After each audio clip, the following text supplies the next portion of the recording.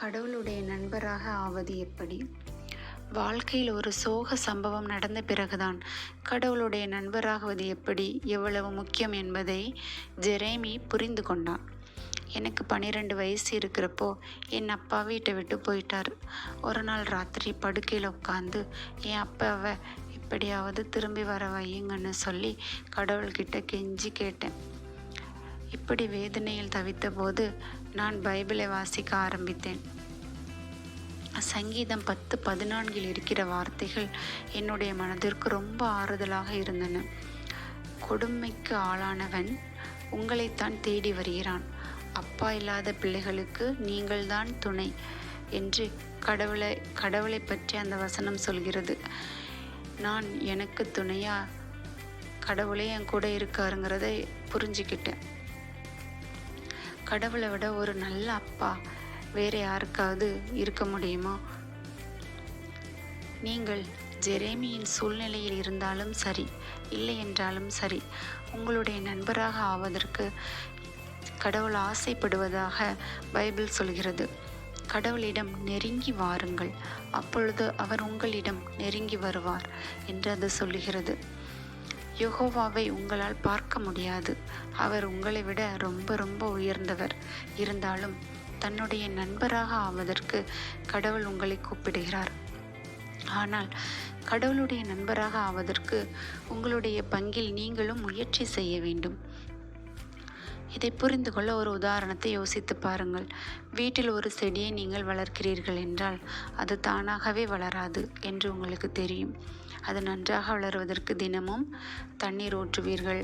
அதோடு அது வளர்வதற்கு ஏற்ற ஒரு நல்ல இடத்தில் வைப்பீர்கள். கடவுளுடைய நண்பராகும் விஷயத்திலும் இதுதான் உண்மை. அவரோடு உங்கள் நட்பு நன்றாக வளர நீங்கள் என்ன செய்யலாம்? பைபிளை படிப்பது முக்கியம்.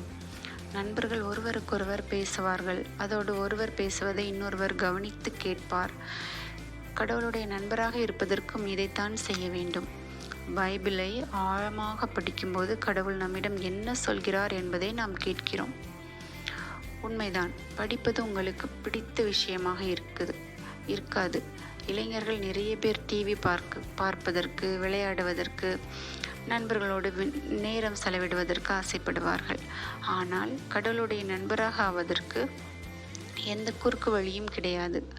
அவருடைய வார்த்தையை ஆழமாக படிப்பதன் மூலம் அவர் சொல்வதை நீங்கள் கவனித்து கேட்க வேண்டும். கவலைப்படாதீங்கள். பைபிளை படிப்பது ஒன்றும் அவ்வளவு கஷ்டமான விஷயம் கிடையாது. படிப்பதில் அந்தளவு ஆர்வம் காட்டாத ஒரு ஆளாக நீங்கள் இருந்தாலும் உங்களால் ரசித்து படிக்க முடியும்.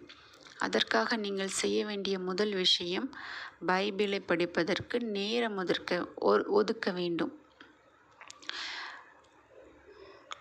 நான் ஒரு அட்டவணை போட்டிருக்கிறேன்.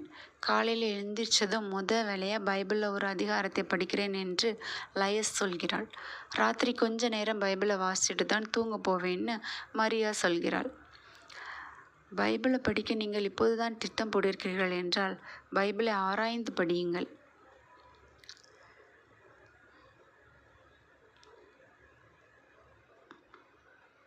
அட்டவணை போடுவது ஒரு ஆரம்பம்தான். அப்படி அட்டவணை போட்டு படிக்க ஆரம்பித்ததும் பைபிளை படிப்பது சாதாரண விஷயம் இல்லை என்பது உங்களுக்கு தெரிய வரலாம். மூளையை கசக்கி பிழிஞ்சாலும் பைபிளில் சில விஷயங்கள் புரிகிறதே இல்லை, ரசித்து படிக்கிற மாதிரியே இல்லை என்று ஜஸ்டின் சொல்கிறான்.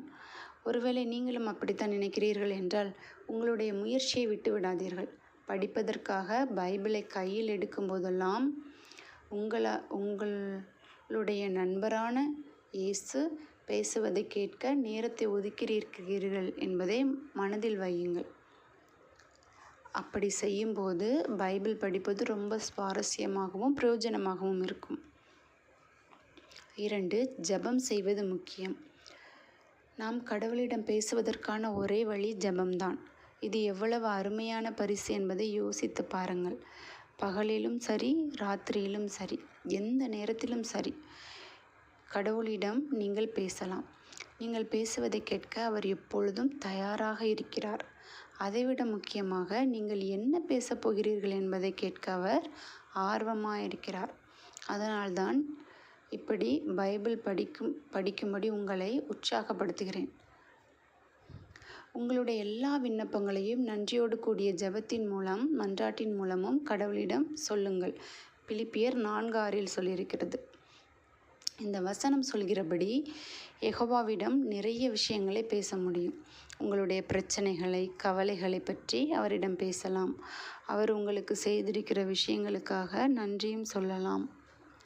உங்களுடைய நண்பர்கள் செய்த நல்ல விஷயங்களுக்காக நீங்கள் நன்றி சொல்வீர்கள் தானே? அதேபோல் கடவுளுக்கும் நீங்கள் நன்றி சொல்லலாம். எந்த ஒரு நண்பரையும் விட அவர் உங்களுக்காக நிறைய விஷயங்களை செய்திருக்கிறார். சில சமயங்களில் பயமும் கவலையும் பாறாங்கல் போல் உங்கள் மனதை அழுத்தலாம். அப்பொழுது என்ன செய்யலாம்? கடவுள் மேல் உன் பாரத்தை போட்டுவிடு. அவர் உன்னை ஆதரிப்பார். நீதிமானை ஒருபோதும் தள்ளாட விட மாட்டார் என்று சங்கீதம் 55:22 சொல்கிறது. இது சொந்த அனுபவம். கடவுளுடைய நண்பராக இருப்பதற்கு நீங்கள் இன்னொரு விஷயத்தையும் செய்ய வேண்டும். கடவுள் நல்லவர் என்பதை ருசித்து பாருங்கள் என்று சங்கீதக்காரனான தாவீது எழுதினார். ஆபத்தான சூழ்நிலையில் இருந்தபோதுதான் தாவீது இந்த 34வது சங்கீதத்தை எழுதினார். கொலைவெறி பிடித்த சவுல் ராஜாவிடமிருந்து அவர் தப்பியோடிய சமயம் அது. இக்கட்டான சூழ்நிலையில் அவர் தவித்து கொண்டிருந்தார். அதனால் தஞ்சம் தேடி எதிரிகளான பெலிஸ்தியர்களிடம் போக வேண்டிய நிலைமை அவருக்கு வந்தது. அங்கே பெலிஸ்தியர்களால் தன்னுடைய உயிருக்கு ஆபத்து வந்துவிடும் என்று தெரிந்ததும் ஒரு பைத்தியக்காரனைப் போல் நடித்து சாமர்த்தியமாக அங்கிருந்து தப்பினார். தன்னுடைய புத்திசாலித்தனத்தால் தான் மயிரிழையில் உயிர் தப்பியதாக தாவீது சொல்லவில்லை. கடவுளின் உதவியால் தான் தப்பித்ததாக அவர் சொன்னார். முன்பு குறிப்பிடப்பட்ட அதே சங்கீதத்தில் நான் கடவுளிடம் விசாரித்தேன். அவர் எனக்கு பதில் சொன்னார். எல்லா பயத்திலிருந்தும் அவர் என்னை விடுவித்தார் என்று தாவீது எழுதினார். சங்கீதம் 34:4. அதனால்தான் கடவுள் நல்லவர் என்பதை ருசித்து பாருங்கள் என்று தன்னுடைய சொந்த அனுபவத்திலிருந்து அவரால் மற்றவருக்கு சொல்ல முடிந்தது.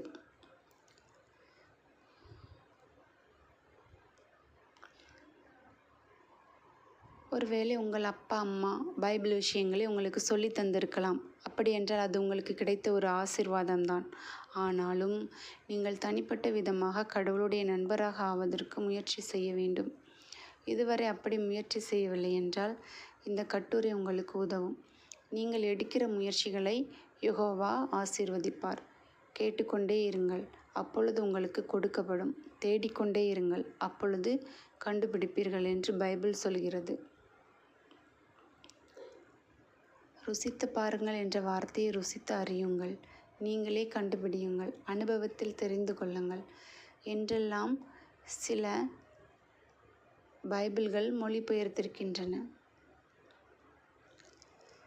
ஆன்மீக விஷயங்களில் ஆர்வ பசியோடு இருக்கிறவர்கள் சந்தோஷமானவர்கள். மத்தேயு 5:3 குறிப்பிட்டுள்ளபடி ஒவ்வொரு நாளும் 3-5 அதிகாரங்களை வாசித்தால் ஒரு வருஷத்தில் முழு பைபிளையும் வாசித்து முடித்து விடலாம். உங்களுக்கு தெரியுமா, யெகோவா உங்கள் மேல் தனிப்பட்ட அக்கறை காட்டியிருப்பதால் தான் நீங்கள் பைபிளை படித்து அதிலிருந்து ஆலோசனைகளை கடைபிடித்து வருகிறீர்கள்.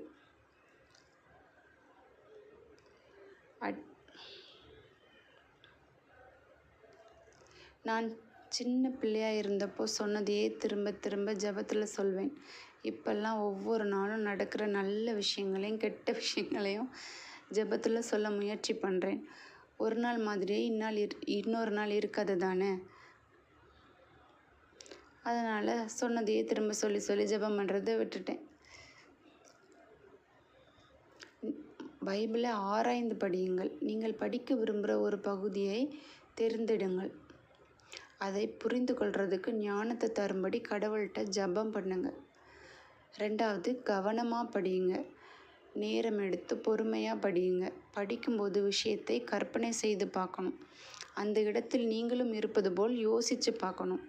உதாரணத்திற்கு, அங்கிருக்கிற காட்சிகளை பார்ப்பதற்கு, அங்கு இருக்கிறவர்களுடைய குரலை கேட்பதற்கு, வாசனையை முகர்வதற்கு, உணவை ருசிப்பதற்கு முயற்சி செய்யுங்கள். அந்த பதிவை உங்கள் மனத்திரையில் ஓட விடுங்கள். 3, வாசித்த பதிவை பற்றி யோசித்து பாருங்கள். உங்களையே இந்த கேள்விகளை கேட்டுக்கொள்ளுங்கள். கடவுள் ஏன் இந்த பதிவை பைபிளில் சேர்த்துருக்கிறாரு? இதில் நம்ம யாருடைய உதாரணத்தை பின்பற்றலாம்? யாருடைய உதாரணம் எனக்கு எச்சரிக்கையாக இருக்குது? என்ன நல்ல பாடங்களை இந்த பதிவிலிருந்து நான் கற்றுக்கிட்டேன்? கடவுளை பற்றியும் அவரோட சில விஷயங்கள் செய்கிற விதத்தை பற்றியும் இந்த பதிவிலிருந்து நான் என்ன கற்றுக்கிட்டேன்? 4வது, சுருக்கமாக யெகோவாவிடம் ஜெபம் செய்யுங்கள். பைபிளிலிருந்து நீங்கள் படித்த விஷயத்தை பற்றியும் அதை எப்படி உங்களுடைய வாழ்க்கையில் கடைபிடிக்க போகிறீங்கிறத பற்றியும் அவரிடம் சொல்லுங்கள். கர்த்தர் தன்னுடைய வார்த்தையாகிய பரிசுத்த பைபிளை உங்களுக்கு பரிசாக கொடுத்ததற்காக அவருக்கு எப்போதும் நன்றி சொல்லுங்கள். உங்களுடைய வார்த்தை என் கால்களுக்கு விளக்காகவும் என் பாதைக்கு வெளிச்சமாகவும் இருக்கிறது என்று சொல்லி ப்ரேயர் பண்ணுங்கள். முக்கியமான விஷயங்களுக்கு முதலிடம் கொடுங்க.